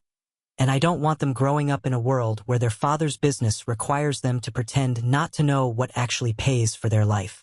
He looked at me directly. I'm not doing this to protect myself. I'm doing this to end it. All of it. Even if that means I go to prison. Even if it means I lose everything. Because at least then you and the baby will be free. Mrs. Okafor was typing rapidly on her phone. Probably documenting everything he'd just said. Probably already thinking about how to use this confession strategically. I just sat there, trying to process the fact that my husband, the man I'd thought was using me as a pawn, was apparently planning to burn his entire organization to the ground to protect a child he'd only learned about yesterday. Agent Wright wants to meet with you, Demetrius said. Privately, without Mrs. Okafor, without me. She wants to hear your story without any filters. When? Tomorrow, before the disclosure deadline. That's not advisable, Mrs. Okafor said immediately. Anything she tells Agent Wright without legal representation present could be used against her. Which is why I'm telling her to refuse, Demetrius said. But I also think she should consider it. Because right now, Agent Wright doesn't know if Amara is a victim or a co-conspirator. And the fastest way to convince her is to let her see Amara without any lawyers or husbands or anyone else who might be coaching her responses. He was right. I knew he was right. But that didn't make it less terrifying. I'll meet with her, I said. Alone. Mrs. Okafor looked like she wanted to argue. But she didn't. Just made another note on her phone and said, if you're determined to do this, at least let me brief you first. There are questions she's going to ask that you need to be prepared for. I'm not preparing. That's the point. If I prepare, it looks rehearsed. If it looks rehearsed, she won't believe me. Amara, I'm doing this. I looked at Demetrius. Set up the meeting. Tell Agent Wright I'll answer any question she wants to ask. Honestly, without a script. He nodded slowly. All right. We left the coffee shop separately. Mrs. Okafor and I first, Demetrius 5 minutes later. Operational security, he called it. Making sure no one saw us together who could use it to suggest collusion. In the car, Mrs. Okafor was silent for 3 full blocks. Then, you know what you're risking, right? Yes. And you're doing it anyway. Yes. Can I ask why? I thought about that for a moment. About forged signatures and stolen biometric data and judges who thought keeping me married was safer than setting me free. About a husband who'd kept me in the dark to protect me and a federal agent who thought I might be lying. About a baby growing inside me who deserved better than parents who couldn't trust each other. Because I'm tired of being protected, I said finally. I'm tired of people making decisions about my life because they think I can't handle the truth. I'm tired of being infrastructure. I want to be a person again. And the only way to do that is to tell my own story, in my own words, and let the consequences fall where they fall. Mrs. Okafor didn't respond. Just drove. But I saw her nod. Just once. Like she understood. Agent McKenna Wright's office was smaller than I expected. Not the sterile government space I'd imagined, but a cluttered room with too many file boxes and a window that looked out over a parking garage. She was sitting behind a desk when I arrived, reading through what looked like financial statements, and she didn't look up right away when I knocked. Mrs. Abara, come in. Closed the door. I did. Sat down in the single chair across from her desk.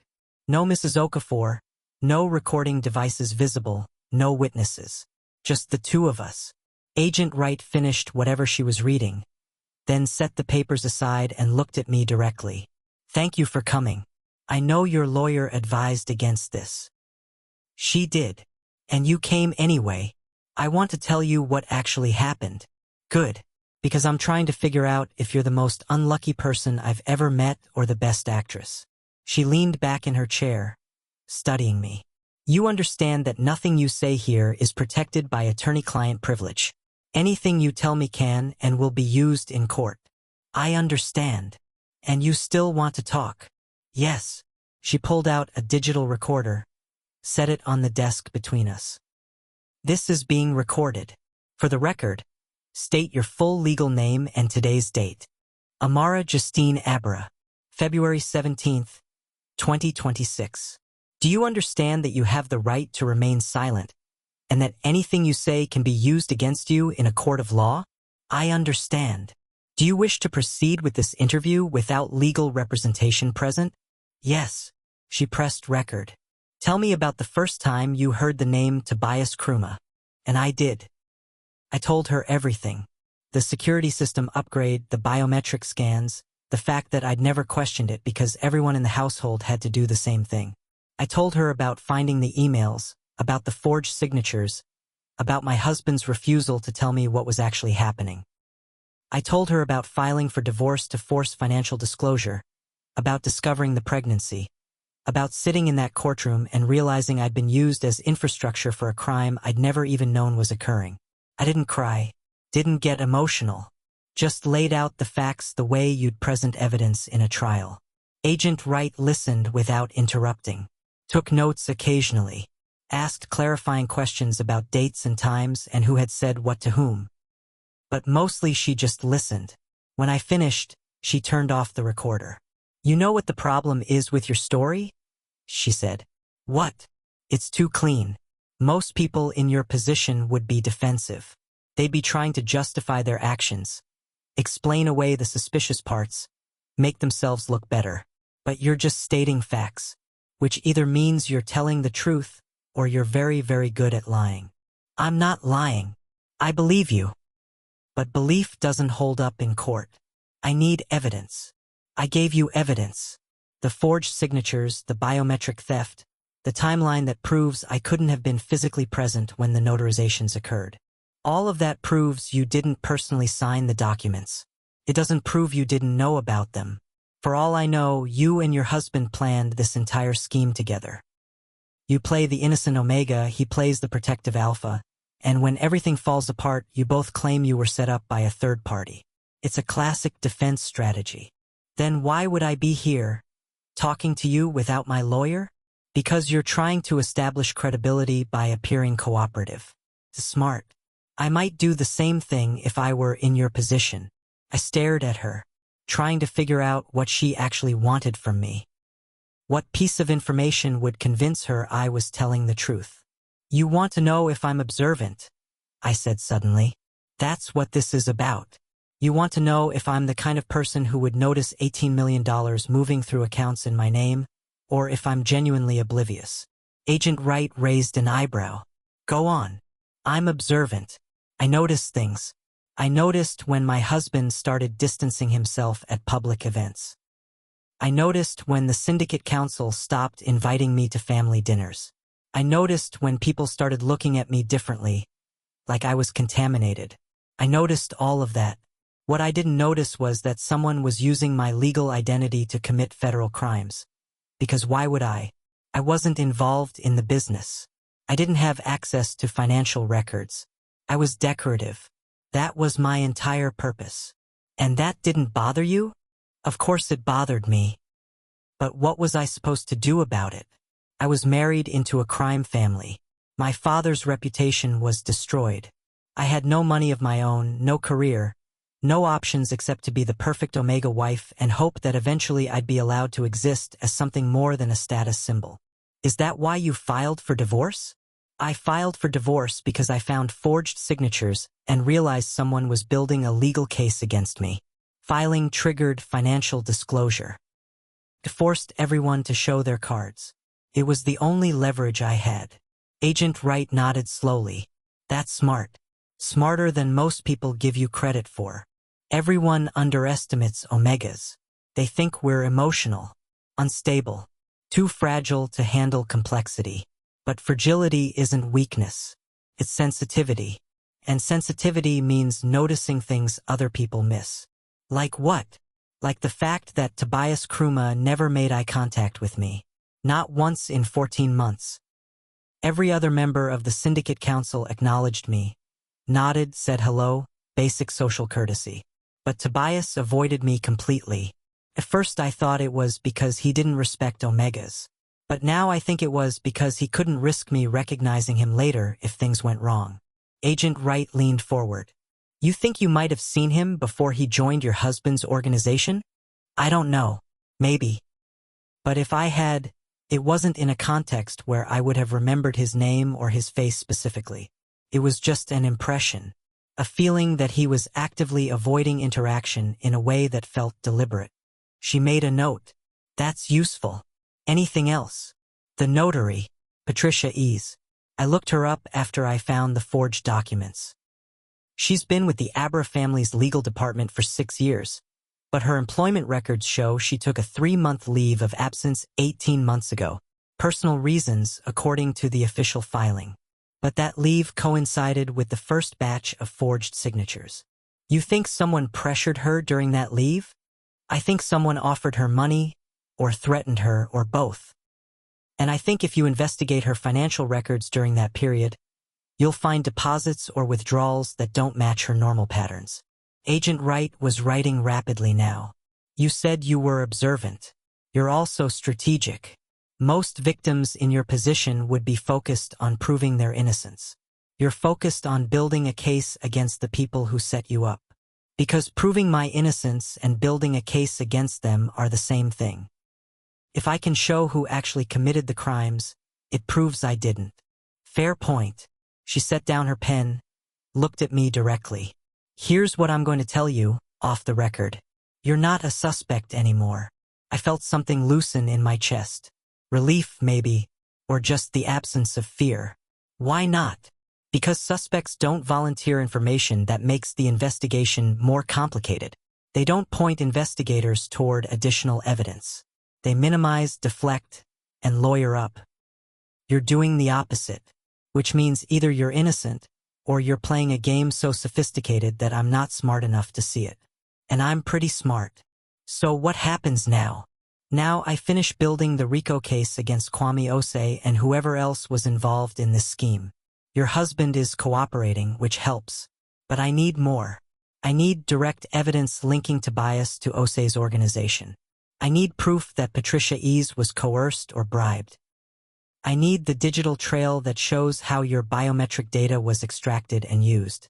Can you help me get any of that? I can try, but I don't have access to most of the systems where that information would be stored. Your husband does. And you don't trust him. I don't trust anyone, but I trust you more than I trust him, which is why I'm asking you to verify whatever information he provides. If he gives me access logs, I need you to confirm they're complete. If he provides communication records, I need you to tell me if anything seems edited or redacted. Can you do that? You're asking me to spy on my husband. I'm asking you to be observant, which you already told me you are. She was right, and she knew it. This wasn't about loyalty or betrayal. It was about making sure the truth actually came out instead of whatever version of the truth served someone's interests. I'll do it, I said. But I need something from you in return. What? I need you to keep me informed. Not through my lawyer, not through official channels. Directly. I need to know what you're finding as you're finding it, so I'm not blindsided again. Agent Wright considered that. That's irregular. So is asking a pregnant Omega to spy on a Mafia heir. She smiled slightly. Fair point. All right, I'll keep you informed. But if I tell you something in confidence, it stays confidential. No discussing it with your husband, your lawyer, or anyone else. Agreed. She handed me a card. Different from the first one, this one had a personal cell number written on the back in pen. Call me if you find anything, or if anything happens that seems wrong. And I mean anything. I took the card, stood up to leave. Mrs. Abara, Agent Wright said as I reached the door. One more thing. What? That line you said in court, about being observant instead of unstable. That was good. Memorable. If this case goes to trial, use that. Juries respond to sound bites. I didn't know if that was genuine advice or if she was already thinking about how to use me as a witness. Probably both. I left the federal building and walked 3 blocks before I let myself stop and breathe. My hands were shaking, not from fear, from adrenaline, from the realization that I just voluntarily placed myself in the middle of a federal investigation without any protection except my own ability to tell the truth. But for the first time in months, I felt like I had some control over what happened next. The disclosure deadline came and went. Mrs. Okafor submitted everything: bank statements, transaction records, incorporation filings, security access logs, all of it. Demetrius's legal team provided their own documentation, including personnel files for Tobias Kruma, Patricia Ease, and 2 other employees who'd been flagged as potential plants. Agent Wright didn't call, didn't send updates, just disappeared into whatever process federal investigators used to build RICO cases. The waiting was worse than the courtroom had been. I spent 3 days at the house trying to stay busy, trying not to think about what would happen if the investigation concluded that I'd been complicit after all. Demetrius was gone most of the time, meetings with his legal team probably, or maybe with Agent Wright. He didn't tell me where he was going. I didn't ask. The 4th day he came home early. Mid-afternoon, when he was usually at the office until 7 or 8. I was in the kitchen, trying to force myself to eat something that wasn't crackers or ginger tea, when I heard the front door open. He appeared in the doorway, looked at me for a long moment, then said, "They arrested Tobias this morning." I set down my mug carefully. On what charges? Identity theft, wire fraud, money laundering, and racketeering. Federal agents raided his apartment and found copies of biometric data for 12 different people. Not just you. Employees, contractors, even some of my council members. He was running a complete intelligence operation out of his compliance office. Did he admit anything? He invoked his right to counsel and refused to answer questions. But they found communications between him and someone at Osei Enterprises. Encrypted messages, but the federal forensics team broke the encryption. It's all there.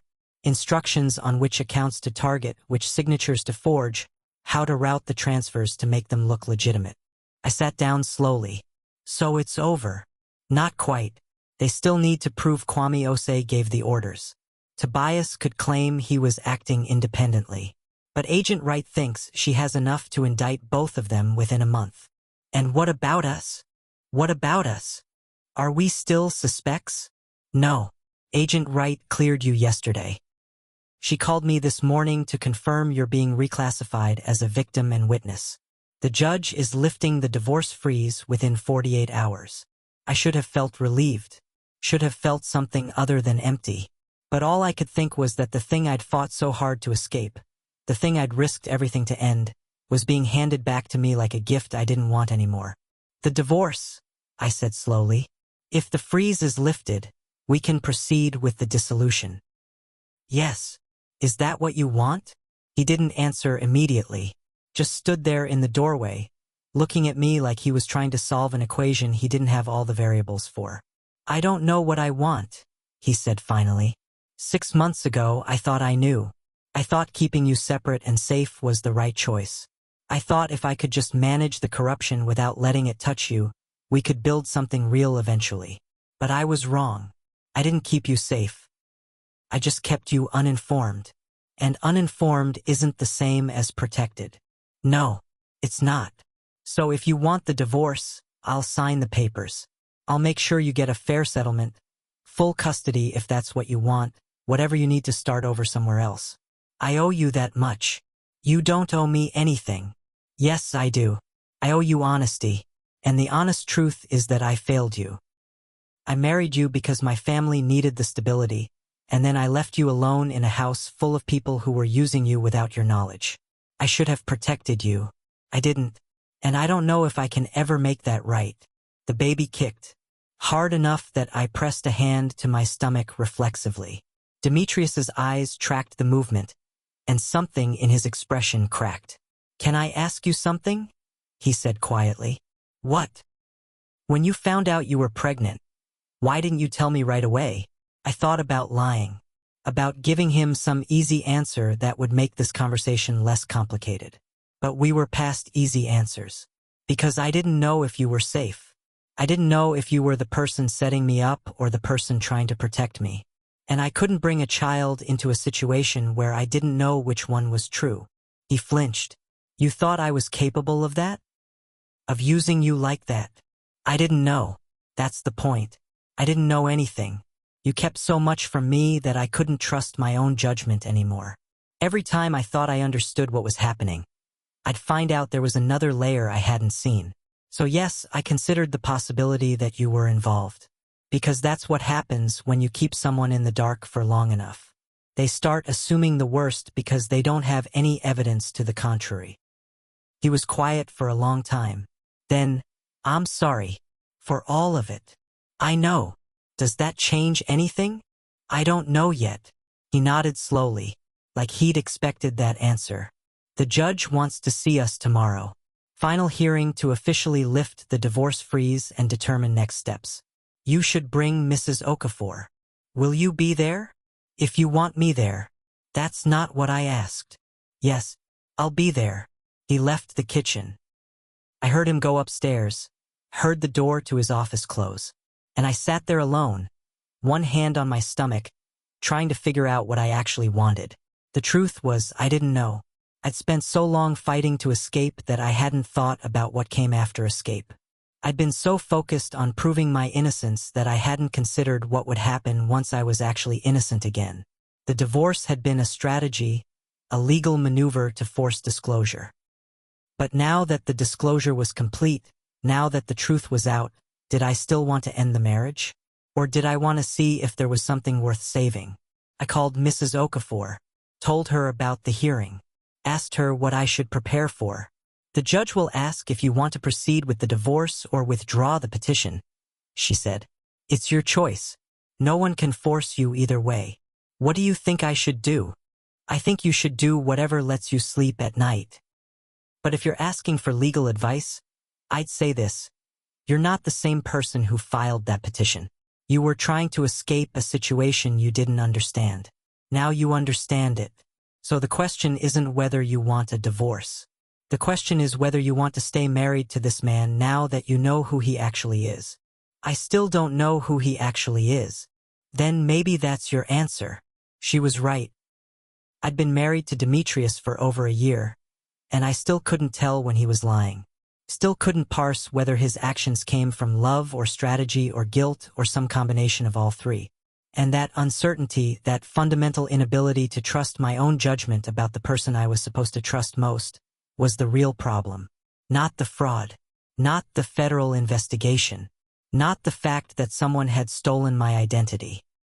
The problem was that I didn't know if the man I'd married was someone I could build a life with. The next morning, I got dressed carefully.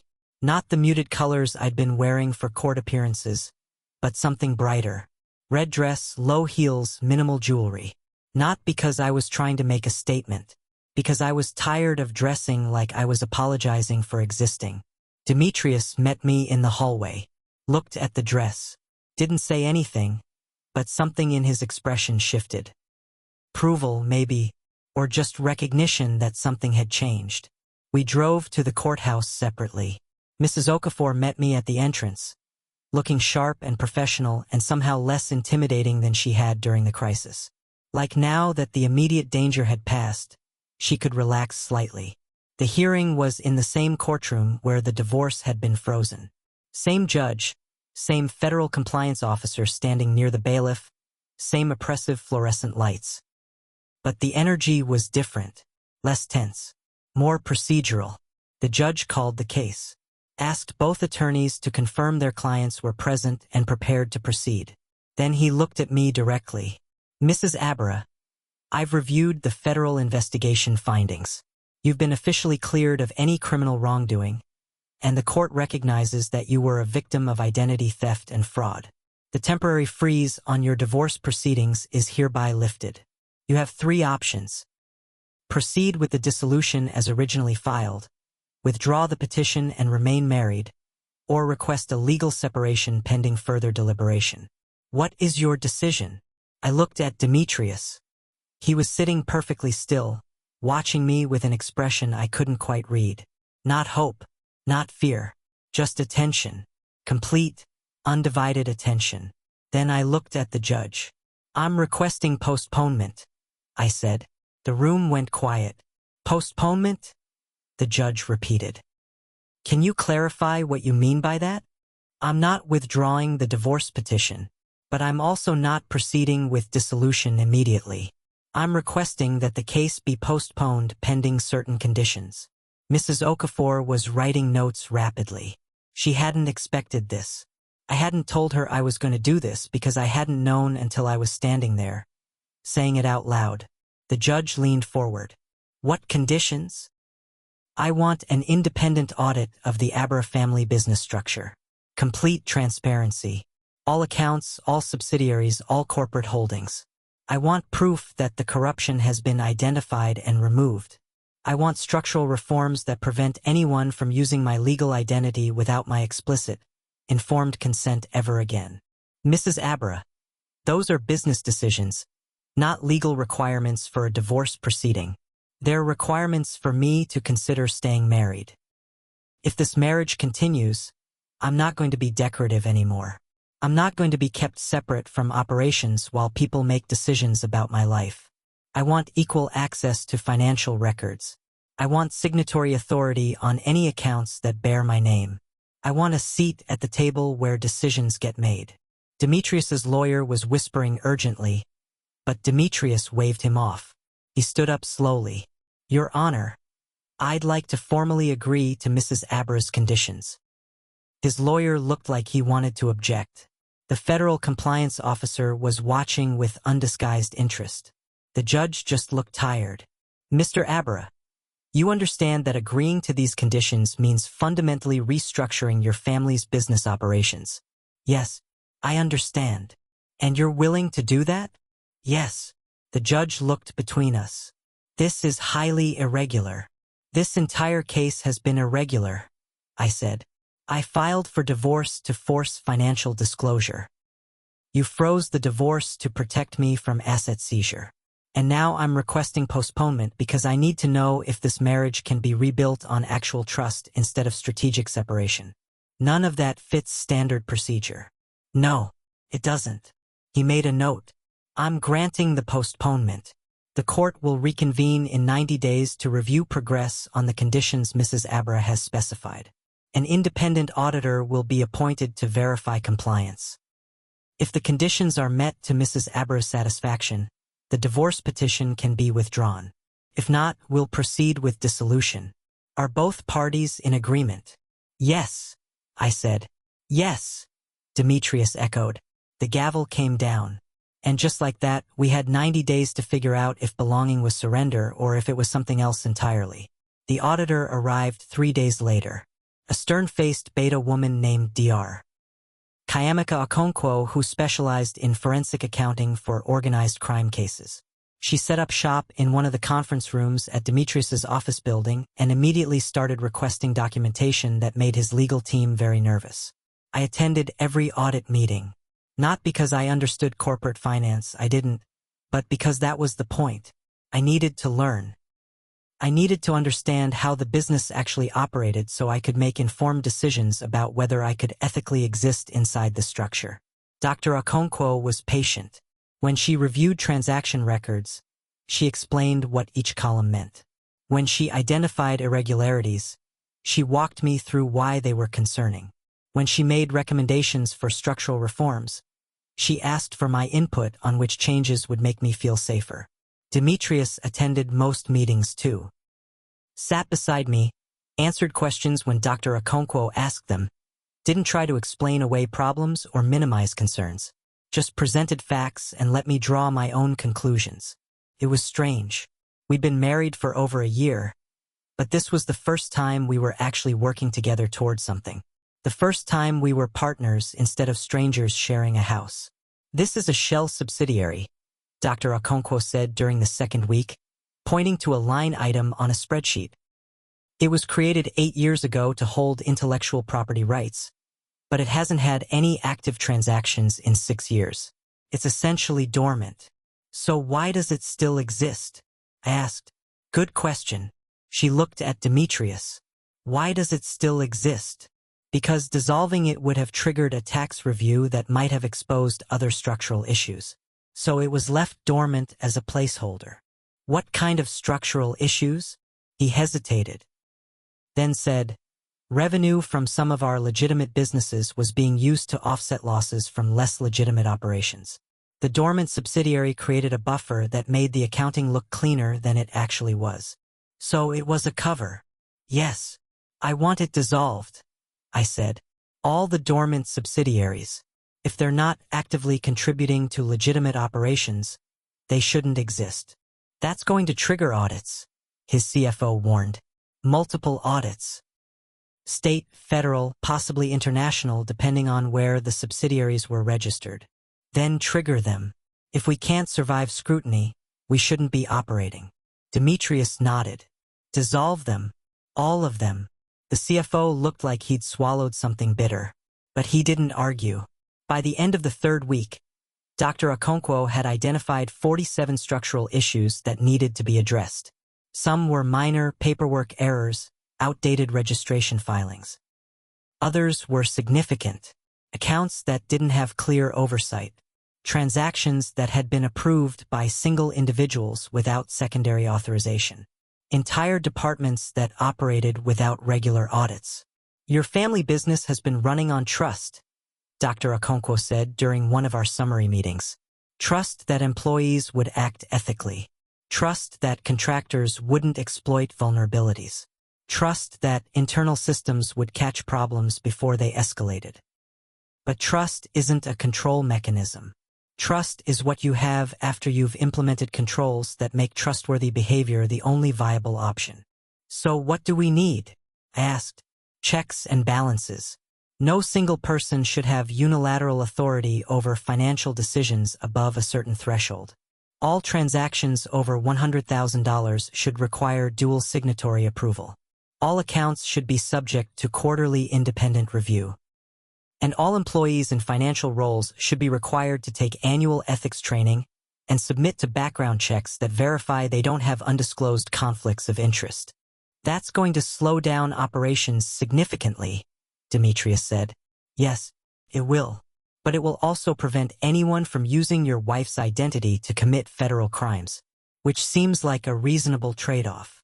He didn't argue. We implemented the changes over the next 6 weeks. It was exhausting. Every day brought new problems, new resistance from employees who didn't want more oversight, new evidence of how deep the corruption had gone. But slowly, incrementally, the business structure started to look less like a criminal enterprise and more like an actual company. I learned things I'd never wanted to know. I learned that some of the business dinners Demetrius attended were actually meetings with federal prosecutors to negotiate immunity agreements. I learned that 3 council members had resigned rather than submit to background checks. I learned that the legitimate parts of the business were barely profitable once you removed the revenue from the illegitimate operations. How did you think this was sustainable? I asked one evening after a particularly brutal audit meeting. We were in his office, our office now, technically, since I'd been given signatory authority and a desk on the other side of the room. I didn't, he admitted. But I kept hoping that, if I could just hold things together long enough, I could transition the business into something legitimate before everything collapsed. That was naive. You think. I'm serious. I actually believed I could reform this from the inside. That I could be the good heir who turned his father's criminal empire into a respectable business. But you can't reform something that's fundamentally corrupt. You have to dismantle it and rebuild from scratch. Is that what we're doing? Rebuilding from scratch? I think so. I'm not sure what the final structure will look like, but it won't look like this. The baby kicked, strong enough that Demetrius noticed. Can I? He asked, gesturing toward my stomach. Yes. He placed his hand carefully where the movement had been. The baby kicked again, directly into his palm, and his expression softened in a way I hadn't seen before. I missed 6 months of this, he said quietly. 6 months of you dealing with pregnancy alone because I made you feel like you couldn't trust me. You were trying to protect me. I was trying to control a situation that was out of control, and I hurt you in the process. That's not the same as protection. I didn't disagree. I want to be better, he said. Not to the baby. To me. I want to be the kind of person you can actually trust. The kind of father this child deserves. But I don't know if I know how.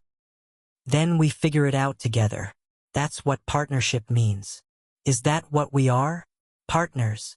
I think we're becoming partners. I don't think we're there yet. He nodded. Fair. The 90-day deadline approached faster than I expected. Dr. Okonkwo scheduled a final audit review for day 87. We sat in the conference room, me, Demetrius, Mrs. Okafor, his legal team, and Dr. Okonkwo, and went through the full list of structural reforms. Dormant subsidiaries dissolved. Dual signatory requirements implemented. Quarterly independent audits scheduled. Ethics training completed. Background checks passed for all employees in financial roles. You've made significant progress, Dr. Okonkwo said. More progress than I expected, honestly. Most organizations in your position would have fought these changes or tried to implement them superficially. But you've actually restructured your operations in ways that will prevent future fraud. That's commendable. So are we compliant? I asked. With the conditions Mrs. Abara specified? Yes, but there's still work to do. Some of the legitimate business divisions are struggling now that they can't rely on revenue from illegitimate operations. You'll need to either make those divisions profitable or shut them down. We're shutting them down, Demetrius said. 3 departments are being closed by the end of the quarter. The remaining operations are being transitioned to independent management, so they're not under family control anymore. You're walking away from the business? I'm walking away from this version of the business. I'm keeping a minority stake in the legitimate operations, but I'm not going to be involved in day-to-day management.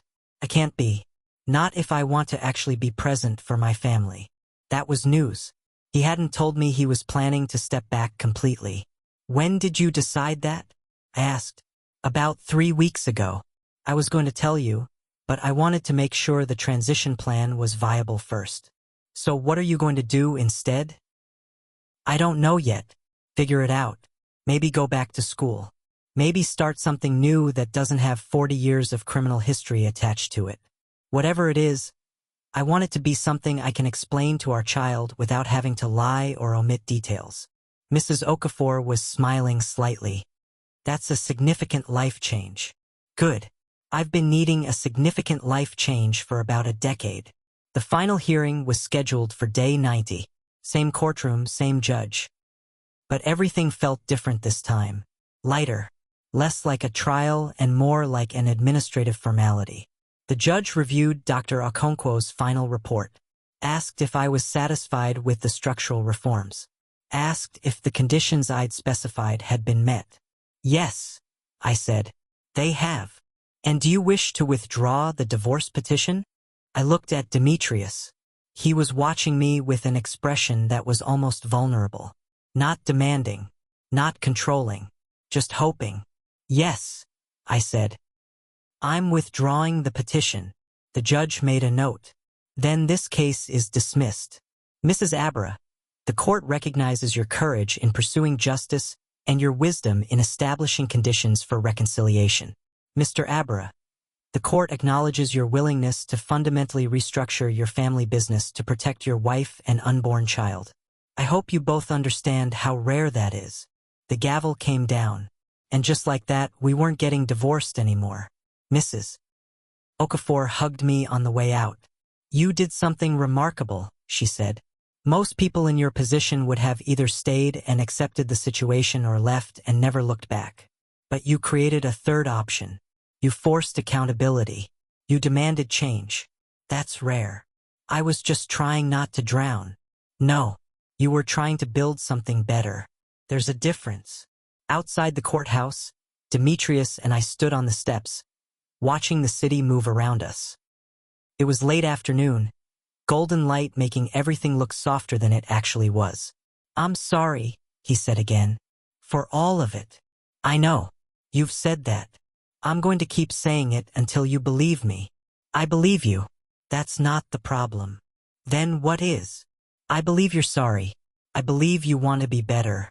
But wanting to be better isn't the same as actually being better. That takes time. Takes consistent action over months and years. Takes proving that the changes aren't just temporary responses to a crisis but permanent shifts in how you operate. So what do? We take it one day at a time. We keep being honest with each other. We keep working on building actual trust instead of just saying we trust each other. And we see if we can turn this arranged marriage into something real. Is that what you want? Something real. I thought about that. About the past 90 days. About sitting in audit meetings and learning how businesses actually operated. About watching Demetrius voluntarily dismantle the empire his father had built because he decided it wasn't worth inheriting. About the way he touched my stomach when the baby kicked, like he was memorizing the shape of something he'd almost lost. Yes, I said finally. That's what I want. He smiled. Not the controlled, calculated smile he used at business meetings. A real smile. Then let's go home and figure out what that looks like. We walked to the car together. Not touching, not holding hands, just walking side by side like partners who were learning how to be partners. The judge had been right. I didn't come to court to end a marriage. I came to end a system. And in the process, I'd found something I hadn't known I was looking for. Belonging without surrender. Partnership without domination. Trust that had been earned instead of assumed. It wasn't perfect. It wasn't a fairy tale ending where everything was suddenly fixed. But it was real. And real was enough.